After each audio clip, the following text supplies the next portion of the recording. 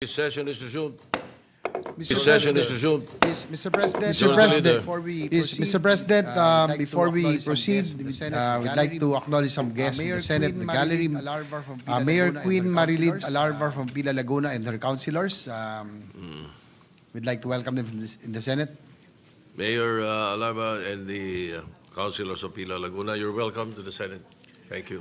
Mr. President, the Senate is in receipt of Resolution number 320 from the House of Representatives entitled Resolution Requesting the Honorable Senate of the Philippines to grant its consent to the House of Representatives to extend its plenary session to October 13, 2025 for the purpose of considering the General Appropriations Bill or GAB fiscal year 2026 on third and final reading. The resolution was read in the Senate's order of business before the suspension of session last Wednesday, October 1, 2025.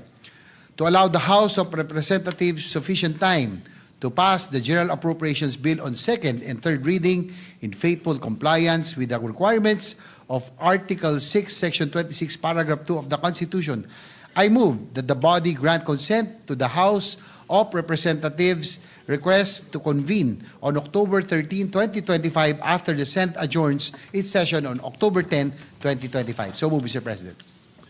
Is there any objection? Hearing none, to enable the House of Representatives to meet the targeted second reading approval of the General Appropriations Bill for fiscal year 2026 on October 10, 2025, while adhering to the requirements of the Constitution, particularly the mandatory 3-day interval between second and third readings of a bill, the Senate of the Philippines hereby consents to the convening of the House of Representatives in plenary session on October 13, 2025, or 3 days after the Senate adjourns today, October 10, 2025, for the consideration and approval of the General Appropriations Bill for 2026 on third and final reading. So approved. Mr. President, yes, Mr. President, I move that we adjourn. Well, before I recognize you to adjourn, the chairman, the presiding officer wishes to make a statement. For the information of my colleagues, numerous and coordinated circulation of fake news have been circulating regarding new tax measures allegedly proposed by this representation, by me. In my 24 years in the Senate, I have never proposed for any additional tax measures. In fact, I have consistently voted against it. So for the peddlers of fake news, ipagdadasal ko na lang kayo.